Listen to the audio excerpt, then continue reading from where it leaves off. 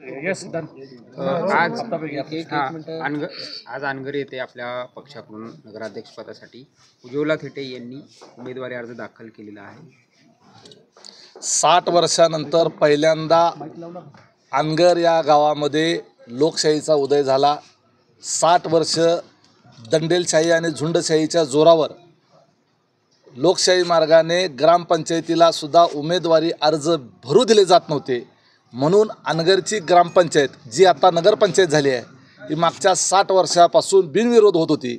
लोकशाहीचा गळा त्या ठिकाणी दाबण्यात येत होता. प्रचंड मुस्कटदाबी होती. उज्ज्वला थेटे या रणरागिणीने, जिनं खऱ्या अर्थानं वाघिणीचं दूध पिलेलं आहे, तिने आज गनिमी काव्यानं म्हणजे पहाटे 5 वाजता एकट्यानं जाऊन फक्त स्वतःच्या मुलाला बरोबर घेतलं आणि एकट्याने त्या अनगरमध्ये जाऊन नगरपंचायतीचं कार्यालय गाठलं. त्याच्यानंतर त्यांनी 112 नंबरला फोन केला आणि मग पोलीस यंत्रणा सगळी त्या ठिकाणी आली. अक्षरशः अनगरमध्ये उमेदवारी अर्ज भरणाऱ्या उमेदवाराच्या करता AK-47 घेतलेले 10-12 पोलीस जवान, स्टेनगन घेतलेले 5-25 पोलीस, एवढी सुरक्षा उज्ज्वला थेटे यांचा अर्ज सुरक्षितपणे भरला जावा याच्याकरता पुरवावी लागली. याच्यावरून राजन पाटील यांचा किती जंगल राज या मोहोळ तालुक्यावर मागच्या 50 वर्षापासून होतं याचा विचार केला पाहिजे. आणि म्हणून अशा पद्धतीची झुंडशाहीची प्रवृत्ती असलेली एका विधवा महिलेला पूर्ण तिच्या घरातून हद्दपार करणारे, तिचं घर त्या ठिकाणी घरावर दरोडा टाकणारे, तिचं शेत जाळून टाकणारे, तिच्या मुलावर ॲट्रॉसिटीची केस करून त्याचं शैक्षणिक आयुष्य बर्बाद करणारे, त्या मुलाच्या शाळेच्या दाखल्यावर, ती शाळासुद्धा अनगरकरांच्या ताब्यात आहे, त्या दाखल्यावर ॲट्रॉसिटीचा गुन्हा दाखल असल्यामुळे याला कुठेही प्रवेश दिला जाऊ नये असा उल्लेख भारतातल्या कुठल्याही शाळेच्या दाखल्यावर लिव्हिंग सर्टिफिकेटवर केला जात नसेल. हे अनगरकरांनी केलं. इतकं घाणेरडं मनोवृत्तीचा माणूस 17 वर्षाच्या पोराचं आयुष्य बर्बाद, 12वीच्या परीक्षेला असताना परीक्षेला बसू दिलं नाही, घरावर दरोडा टाकला, यांचं उसाचं बिल दिलं नाही. आणि आज त्यांनी उमेदवारी अर्ज भरण्याच्या करता म्हणून अनगरमध्ये जात असताना नगराध्यक्षपदाच्या करता राष्ट्रवादी काँग्रेस पार्टीचा अधिकृत उमेदवार ते जात असताना 3 दिवसापासून 500-500 हजार गुंड रस्त्याच्या दोन्ही बाजूला, अनगरला जाणाऱ्या प्रत्येक रस्त्यावर दुतर्फा गुंड उभा केले, हातामध्ये हत्यारं, काठ्या, तलवारी, आणि अर्ज भरायला गेल्यानंतर त्यांच्या गाड्यांचा पाठलाग केला, त्यांना मारण्याचा प्रयत्न केला, पुन्हा त्यांना माघारी यावं लागलं. हे भारतातलं गाव आहे का असा प्रश्न पडावा. अशा पद्धतीचं या सगळ्या अनगर भागातल्या आणि मोहोळ तालुक्यातल्या लोकांनी आजपर्यंत भोगले. म्हणून विधानसभेच्या निवडणुकीमध्ये लोकांनी परिवर्तन केलं. चिन्ह कुठलं, उमेदवार कुठला पक्षाचा, काही लोकांना घेणं देणं नाही आहे. लोकांना अनगरकर नको आहेत, कंटाळलेत लोक यांच्या दहशतीला, यांच्या अत्याचाराला. किती मुलींचं महिलांचं आयुष्य बर्बाद केलेलं आहे याची कल्पनासुद्धा येणार नाही. कितीतरी अशा महिला मुली आहेत ज्यांचं आयुष्य बर्बाद झालं, त्या बोलू शकलेल्या नाही आहेत. आम्हाला माहीत आहे, इथल्या नागरिकांना माहीत आहे यांची कार्यपद्धती जी आहे ती कशा पद्धतीची आहे. राज्याच्या कृषी मंत्र्यांच्या बरोबर पाहणी करायला गेल्यानंतर, मी जिल्हाध्यक्ष म्हणून बरोबर आहे, माझ्या पक्षाचे कृषी मंत्री पाहणी करायला यांच्या गावात गेल्यानंतर कृषी मंत्र्यांच्या उपस्थितीमध्ये माझ्यावर सुद्धा हल्ला करण्याचा प्रयत्न केला. अशा पद्धतीची ही माणसं, त्यावेळेला हे राष्ट्रवादी पक्षात होते, आता हे भारतीय जनता पार्टीमध्ये गेलेले आहेत. मला खरंच देवेंद्र फडणवीस यांच्यासारखं उद्याच्या देशाचं पंतप्रधान होऊ शकणारं व्यक्तिमत्व आहे, स्टेट्समन म्हणून ज्यांचं व्यक्तिमत्व आज कौतुकानं त्यांचं नाव घेतलं जातं, त्यांच्या पक्षामध्ये ही जी असली घाण गेली, त्याच्यामुळे आज देशभर भारतीय जनता पार्टीचं नाव बदनाम व्हायला लागलं. देशभर माननीय मुख्यमंत्र्याचं, जिल्ह्याच्या पालकमंत्र्याचं नाव बदनाम व्हायला लागलं. कारण या भारत देशामध्ये लोकशाहीचं 75वं वर्ष साजरं करतोय. भारतीय जनता पार्टीच्या बाबतीमध्ये निवडणुकीच्या संदर्भानं वेगवेगळे आरोप केले जातात, पण ते निवडणुका खेळतात, लोकशाही मार्गाने निवडणुका लढवतात, विरोधकांना सुद्धा लढवू देतात. त्यांच्या हातात सत्ता आहे, निवडणूकच रद्द करता आली असती त्यांना. परंतु एकमेव अनगर हे गाव असं आहे की त्या ठिकाणी निवडणूकच लढू दिली जात नाही. असं निवडणूक लढवण्याच्या करता म्हणजे एखाद्या नागरिकाचा मूलभूत अधिकार म्हणजे लोकशाहीचा आत्माच त्या ठिकाणी संपवण्याचं काम त्या अनगरमध्ये मागच्या 60 वर्षापासून होत होतं. आज या उज्ज्वला थेटे यांनी धाडस दाखवलं. चांगल्या पुरुषांना कधी धाडस करता आलं नाही, परंतु या विधवा महिलेनं ते धाडस करून दाखवलं. दादा, त्यांचं असं म्हणणं आहे की सगळे आरोप बिनबुडाचे आहेत. अनगरमध्ये लोकशाही आहे आणि लोकशाही पद्धतीनंच गाव संपूर्ण मिळून लोकांची निवड करतात, त्यामुळे सगळे आरोप बिनबुडाचे आहेत. अनगरकरांचं हे आरोप अतिशय थोतांड स्वरूपाचे आहेत. कितीतरी मोठमोठ्या नेत्यांच्या गावच्या ग्रामपंचायतीमध्ये निवडणुका लागतात. पवारसाहेबांचं गाव असलेल्या काटेवाडीमध्ये, अजितदादांचं गाव असलेल्या काटेवाडीमध्ये दर 5 वर्षांनी निवडणूक होते. काय कमी केले त्या गावामध्ये? पण लोकशाही टिकली पाहिजे. लोकांना मत द्यायचा अधिकार आहे. डॉक्टर बाबासाहेब आंबेडकरांनी कशासाठी लोकशाही केलेली आहे? तुमचीच निवडणूक. तुम्ही असा काय दिवा लावलाय त्या अनगरमध्ये? विकासाचा झेंडा निर्माण केला आहे, स्वर्ग निर्माण केला आहे त्या अनगरमध्ये, की लोक तुमच्यावर एवढी उसंडून तुमच्यावर खुश आहेत आणि म्हणून त्या ठिकाणी लोक निवडणूकच नको म्हणतात. सगळं काय असेल ते मालक तुम्ही ठरवा. असं अजिबात होत नाही.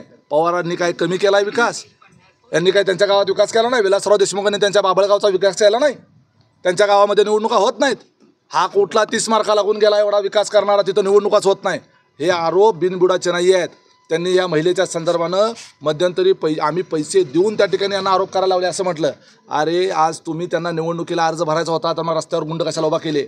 हत्यारबंद माणसं का उभा केली? रस्त्यावर ट्रॅक्टर, तुम्ही उसाचे ट्रॅक्टर का आडवे लावले? त्याचे व्हिडिओ आहेत. काल पोलीस स्टेशनच्या संदर्भातले व्हिडिओ आहेत. सगळी यंत्रणा हाताशी का धरली? त्या ठिकाणी त्यांना शौचालयाचा दाखलासुद्धा दिला नाही. त्यांचं गावामध्ये बंगला आहे. बंगल्यामध्ये स्वतःच्या घरामध्ये एक सोडून 2-2 टॉयलेट आहेत. आणि मुख्याधिकाऱ्यांनी काय उत्तर दिलं? लेखी उत्तर काय दिलं?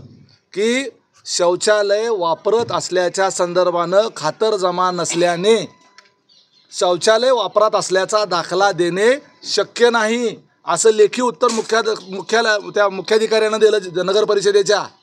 आता म्हणजे थोडक्यात शौचालय बसून त्याचा व्हिडिओ काढून ह्यांना द्यायचा आहे का वापरत असल्याचं उदाहरण म्हणून? म्हणजे अशा पद्धतीनं अडवणूक, म्हणजे त्या दाखला यांना द्यायचा नाही जेणेकरून यांचा छाननीमध्ये अर्जवाद होईल. मतदार यादीत नाव आहे, अजून सांगतो, मतदार यादीमध्ये नाव आहे. ऑनलाईन मतदार यादीमध्ये काढलं की प्रिंट निघते. कुणीही काढलं, तुम्ही काढले तरी उज्ज्वला थिटेंचं नाव मतदार यादीत येतं. परंतु मतदार यादीवर फक्त तिथं त्यांचा सही शिक्का लागतो. तो सही शिक्का द्यायला सुद्धा यांनी विरोध केला, म्हणजे यांचा अर्जवाद व्हावा. अरे तुम्ही अशा पद्धतीनं ही तुमची पद्धत आहे बिनविरोध निवडणूक करण्याची? हे चुकीचं आहे. ते आम्ही जे आरोप करतोय ते वस्तुस्थितीला आणि प्रत्यक्ष घडलेल्या घटनेला अनुषंगाने आहे. 2 दिवसाचे 3 दिवसाचे मागच्या अनगरच्या सगळ्या रस्त्याचे व्हिडिओ आमच्याकडे आहेत. अर्ज टिकेल त्या परिस्थितीमध्ये? अर्ज 100% टिकणार आहे. अर्जाच्या प्रत्येक पानाचं व्हिडिओ शूटिंग काढलेलं आहे. अर्जाच्या प्रत्येक पानावर पोच असल्याचा सही शिक्का त्या ठिकाणी निवडणूक निर्णय अधिकाऱ्याचा घेतलेला आहे.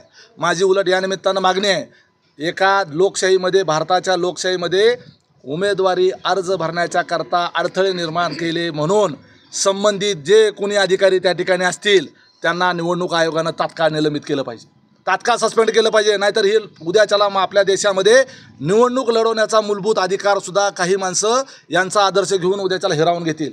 कुठल्याही त्या ठिकाणी कृत्या काढतील, एखादा कागद बाद करतील, कारण यांच्याच हातात आहे सगळं. दादा, अर्ज दाखल करून घेण्यासाठी इतकं पोलीस संरक्षण घ्यावं लागलं. तुम्ही प्रचार कशा पद्धतीने करणार आहे गावात जाऊन? आम्ही त्या ठिकाणी गावात जाऊन प्रचार करणार, त्या ठिकाणी गावात जाऊन सभा घेणार आणि वेळ पडली तर आज आमच्या राष्ट्रवादीच्या त्या ठिकाणी त्या उमेदवार आहेत. आम्ही एकत्रित, त्या धनुष्यबाण असेल, राष्ट्रवादी असेल, या ठिकाणी एकत्रित आम्ही निवडणुका लढवतोय. आम्ही त्या ठिकाणी अजितदादांची, एकनाथ शिंदे साहेबांची सभासुद्धा त्या ठिकाणी लावायचा प्रयत्न करणार. अनगरच्या लोकांना आता मुक्त व्हायचं आहे. त्यांना देखील स्वातंत्र्य पाहिजे. आम्ही मोहोळ तालुका स्वतंत्र केला 23 नोव्हेंबरला. देशाला स्वातंत्र्य मिळून 75 वर्ष झाली, परंतु आमचा मोहोळ तालुका गेल्या वर्षी 23 नोव्हेंबर 2024 रोजी स्वतंत्र झाला. आता तो आम्ही पहिलं वर्ष साजरं करू. तसं अनगर स्वतंत्र करायचं आहे. अनगरला देखील स्वातंत्र्य पाहिजे, मोकळा श्वास पाहिजे, मोकळ्यापणाने लोकांना बोलता फिरता आलं पाहिजे, मोकळ्यापणानं तिथं लोकांना निवडणुका लढता आल्या पाहिजे, उभारता आलं पाहिजे, आरोप टिप्पणी करता आली पाहिजे. आणि हेच खरं लोकशाहीचं सौंदर्य आहे. हे सगळं सौंदर्य जो आहे ते संपवून टाकलेलं आहे अनगरकर पाटलांनी. दादा, कुठेतरी तुमचे विरोधी पक्ष आहेत, त्यांनी त्यांना नगरसेवक पदाची ऑफर दिलेली आहे. फक्त नगराध्यक्ष पदाचा उमेदवारी अर्ज आहे तो मागं घ्यावा अशी मागणी. त्यांनी सगळ्या प्रकारच्या ऑफर दिल्या.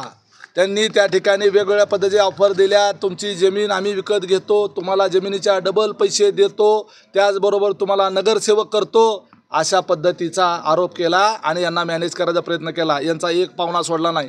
यांच्या आईपासून, बहिणीपासून, भाऊजीपासून, चुलत्यापासून, नातवापासून अनेक लोकांना यांच्यावर त्या ठिकाणी दबाव आणण्याचा प्रयत्न केला. काल रात्रीपर्यंत त्यांच्यावर दबाव आणण्याचा प्रयत्न केला गेला, परंतु ह्या दबावाला बळी पडल्या नाहीत. उलट काल यांचा गाडीचा पाठलाग करणाऱ्यांच्यावर ह्या स्वतःच धावून गेल्या आणि ते पळपुटे यांना भिवून पळून गेले. ही परिस्थिती आली. त्यामुळं यांना नगराध्यक्ष व्हायचं आहे. अहो, नगराध्यक्षचं पहिल्यांदा नगरपंचायत झाल्यानंतर गावचं नगराध्यक्षपद एखाद्या गरीब घरातल्या महिलेला दिलं असतं तर चाललं नसतं का? सगळं मलाच पाहिजे. नगराध्यक्षपद सुनेला, ज्या वेळेला सभापतीपद येतं पोराला, आमदारकी मला स्वतःला, झेडपीचं अध्यक्षपद आलं मला. या पद्धतीनं सगळं मला आणि माझ्या कुटुंबाला, अशा पद्धतीचा हा ओरबडून खाणारा माणूस आहे आणि ते उज्ज्वला थिटेंनी त्याला सडेतोड उत्तर दिलं. जिल्ह्यात उमेदवार मिळत नाहीत आणि त्या वैफल्यातून सगळे उमेश पाटील आरोप करतात अशी टीका त्यांनी केली. मोहोळमध्ये पण त्यांना उमेदवार मिळालेला नाही. एक लक्षात घ्या, प्रत्येक निवडणुकीची एक स्ट्रॅटेजी असते आणि त्या स्ट्रॅटेजीनुसार आम्ही काम करतो. रमेश बारसकर या ठिकाणी, रमेश बारसकर हे माझ्यासोबत पहिल्यापासून काम करतात. ते अजितदादांच्या बरोबर राष्ट्रवादीमध्ये त्यांनी काम केलेलं आहे. आम्ही त्या ठिकाणी व्यवस्थितरित्या नियोजन करून काही अनगरकरांचे एजंट हे एकनाथ शिंदे साहेबाच्या शिवसेनेत चालले होते, त्यामुळं त्या ठिकाणी इथल्या शिवसेना विचाराचा गैरफायदा घेऊन अनगरकरांच्या एजंटांनी हे मूळ शहर ताब्यात घेतलं असतं. इथं उबाटा शिवसेना जी आहे हे अनगरकरांची शिवसेना आहे ती, आणि ही जी आहे ती अनगरकरांच्या विरोधातली शिवसेना आहे. आणि मोहोळ शहराला शिवसेनेचा रक्तरंजित इतिहास आहे आणि इथली जे शिवसेने आधीचे म्हणणारे आहेत त्यांना मॅनेज झालेले आहेत. म्हणून करता या ठिकाणी मोहोळचा नगराध्यक्ष, पहिला नगराध्यक्ष शिवसेनेचा झाला पाहिजे, कारण शिवसैनिकाचा या मोहोळ शहरामध्ये मर्डर केला गेलेला आहे आणि तो या अनगरकरांनी केलेला आहे. त्यामुळे आम्हाला उमेदवार मिळत नाही असं तुमचा आमदार पाडला आहे, तुम्हाला बोलायचा अधिकार नाही. त्या मोहोळ शहराने 12,500 मताचं मताधिक्य दिलेलं आहे. आम्ही एकत्रित युतीमध्ये आहोत. तिथंही आमची शिवसेना आणि आमची राष्ट्रवादी युती आहे, तिथं राष्ट्रवादीचा उमेदवार आज सगळे आमच्या थिटेताईंच्या पाठीमागं सगळे खंबीरपणे उभे आहेत. आणि काय सांगतात घड्याळ, अकलूजचे सगळे उमेदवार घड्याळावर उभा केलेले आहेत. मंगळवेढ्यामध्ये घड्याळावर उमेदवार उभा केले आहेत. अक्कलकोटमध्ये घड्याळावर उमेदवार उभे केलेले आहेत. पंढरपुरामध्ये काही घड्याळावर उमेदवार उभे राहत आहेत. त्याचबरोबर बार्शीमध्ये आमचा घड्याळावर उमेदवार उभा राहतोय. कुर्डवाडीमध्ये घड्याळावर उमेदवार आहेत. करमाळ्यामध्ये घड्याळावर उमेदवार आहेत. अरे तुम्ही घड्याळ ज्यांनी सोडून दिले त्यांनी घड्याळाची काळजी एवढी कशाला करायची? आमचं आम्ही बघून घेतो. आता तुम्ही कमळ घेतलंय ना, त्याचं बघा काय झालंय. भारतीय जनता पार्टीला मोहोळ तालुक्यामध्ये कुठंच कमळ उगवून यायला जागा दिसत नव्हती, कुठंच त्यांना गटार सापडत नव्हती, कुठंच त्यांना डबकं दिसत नव्हतं. ती गटार फक्त अनगरमध्येच त्यांना सापडली, म्हणून ती कमळ तिथं दिली. दादा, खरं तर आमदार राजू खरेंना निवडून आणण्यामागे आपला देखील मोठा वाटा होता. आता या नगरपालिका निवडणुकीत त्यांची भूमिका काय असणार आहे? आमदार राजू खरे हे आमच्या सोबतच राहणार. त्यांचा पूर्ण सक्रिय पाठिंबा, सक्रिय सहभाग हा त्या ठिकाणी आमच्या सोबतच असणार. मी आधीच सांगितलं, आमच्या तालुक्यामध्ये राजन पाटील पक्ष आणि राजन पाटील विरोधातला पक्ष, चिन्ह कुठलंही महत्त्वाचं नाही. आमच्या तालुक्यात राजन पाटलाचा पक्ष आणि त्याच्या विरोधातला पक्ष, एवढेच 2 पक्ष आहेत. तिकडं वेगवेगळी जी चिन्ह दिसतात राजन पाटलाला मदत करणारी, ती चिन्ह वेगळी असतील पण माणसं त्यांचीच असतात. पण इकडं जे आहेत हे सगळे एकसंधपणे राजन पाटील यांच्या विरोधातले आहेत. कारण जे अनगर नगरपंचायतीच्या बाबतीत, जे उज्ज्वला थिटेच्या बाबतीत जे अनुभवायला ह्या देशाने सगळं जे पाहिलं, हा प्रकार ह्या मोहोळ तालुक्यामध्ये ही झुंडशाही अनेक वर्षापासून चाललेली आहे. ती पहिल्यांदा आम्हाला बाहेर काढायची आहे. मग पक्ष पार्टी काय असेल ते आम्ही दुरुस्त करू. दादा, त्यांनी अशी टीका केलेली आहे राजन पाटलांनी की राष्ट्रवादी काँग्रेस पक्ष आणि पक्षाचे नेते हे वैफल्यग्रस्त झालेले आहेत, म्हणून ते बाहेरून पार्सल आणून इथं निवडणूक लादलेली आहे, मात्र जनता त्यांना हिशोब दाखवेल. उज्ज्वला थिटे ह्या अनगरच्या रहिवासी आहेत, अनगरच्या मतदार आहेत. उज्ज्वला थिटे यांचं घर त्या अनगरमध्ये आहे. उज्ज्वला थिटे यांची 30 एकर जमीन त्या अनगरमध्ये आहे. नवरा वारल्यानंतर स्वतः कष्ट शेतामध्ये स्वतःच्या मुलाला घेऊन त्या गावात शेती करत होत्या आणि तिथंच राहत होत्या. ह्या सोलापूरसारख्या शहरामध्ये लहानाच्या मोठ्या झाल्या, लग्न झालं म्हणून झाल्यानंतर खेडेगावात आल्या. नवरा मेला तरी त्यांनी ते आपलं गाव सोडलं नाही. अनगर हे माझंच गाव आहे म्हणून सगळं कुटुंब सोडून गेलं, परंतु त्या एकट्या तिथं मुलासोबत तिथं राहिल्या. परंतु या अनगरकरांनी त्यांना त्या गावातून विस्थापित केलं, त्यांच्या घरावर दगड टाकला, मुलाला त्या ठिकाणी बाहेर काढलं, शेती त्यांची जाळून टाकली, मोटरी पळवून नेल्या आणि त्यांचं ऊसाचं बिल देखील दिलं नाही. त्यांना पुण्याला जाऊन धुणं भांडी करायची वेळ आणली. राजन पाटील असं म्हणतायत की माझ्यावरती लाख टीका, अनगर ही गटार नसून ही गंगा आहे. का दादागिरी काय? जर माझ्या गावावरती टीका केली तर दादागिरी काय असते आम्ही दाखवू. ते स्वतःच म्हणतात आमचा अण्णावाज गुंडा आहे. स्वतः झुंडशाहीची अभिमान बाळगणारा हा नेता. माझ्या पोरांनी 17 वर्षी 302ची कलमं भोगलेली आहेत आणि आम्हाला त्याचा अभिमान आहे असं म्हणणारा हा घाणेरडा प्रवृत्तीचा, विकृत मनोवृत्तीचा नेता आहे. आणि काय गुंडशाही असती, झुंडशाही असती, सगळा मोहोळ तालुका आहे हा सगळा, तुझा अनगर एवढूसा आहे. आणि त्या लोकांना बिचाऱ्यांना कशाला ह्याच्यामध्ये गुंतवतो? ह्या सगळ्यामध्ये लोकशाही मार्गाने लढायची मत दाखवा. झुंडशाहीने काय बोलता त्या ठिकाणी? आणि माझ्या गावावर, माझ्या आधी म्हणत होता माझ्या कुटुंबावरच बोलतात. तुमच्या वृत्ती ज्या आहेत आज सगळ्या भारत देशाने बघितल्या. Times of India, Indian express, आज सगळ्या नॅशनल चॅनलवर सगळीकडे उज्ज्वला थिटे हे विषय चाललेला आहे आणि हे आपल्या महाराष्ट्रात हे घडतंय हे आणि आनगरकर पाटील हे किती मोठे गुंड आहेत, नुसते आडनावाचे गुंड नाही, ते करेकुरेच गुंड आहेत आणि ते आज सगळ्या महाराष्ट्राने देशाने बघितलेलं आहे. त्यामुळं तुमच्यामुळं अनगर बदनाम होतं आहे. अनगरची लोकं वाईट नाही आहेत, अनगरची माणसं वाईट नाही आहेत, अनगरची जनता वाईट नाही आहे. तुमच्या या घाणेरड्या वृत्तीमुळं, तुमच्या झुंडशाहीमुळं, तुमच्या जंगलराज आणि गुंडाराजमुळं अनगर बदनाम होतं, एवढं लक्षात गावात ठेवा. एकोपा राहिला पाहिजे, गाव पेटू नये असं सांगणारे RR पाटील सारखे नेते ज्या पक्षात होते त्या पक्षातले नेते आता गाव पेटवण्यासाठी निघाले तर राज्यभरात केस सुरू आहे अशा पद्धतीची टीका एक प्रकारे अजित पवारांचं नाव न घेता त्यांनी. अहो, ज्या RR पाटलांचं तुम्ही नाव घेता त्या RR पाटील हे तासगावमधले अंजनी गावचे आहेत आणि त्यांच्या त्या गावामध्ये सुद्धा दर 5 वर्षांना निवडणूक होते. राज्याचे गृहमंत्री राहिले, जिल्हा परिषद सदस्यापासून राज्याच्या उपमुख्यमंत्री पदापर्यंत गेले, तरीसुद्धा त्यांच्या गावामध्ये 2-3 पार्ट्या लागतात आणि तिथं निवडणूक होते. तिथं लोकशाही आहे. तुमच्या गावात लोकशाही आहे का, ठोकशाही आहे का, हुकुमशाही आहे का, झुंडशाही आहे का, त्या ठिकाणी आणखी काय आहे? गावातला एकोपा असा असतो का कानपटीला बंदूक लावून? गावातला एकोपा कानपटीला तलवार लावून असतो? लोकांना त्या ठिकाणी उमेदवारी अर्ज भरायला जाताना त्या ठिकाणी मारहाण करणं हा गावातला तुमचा एकोपा आहे?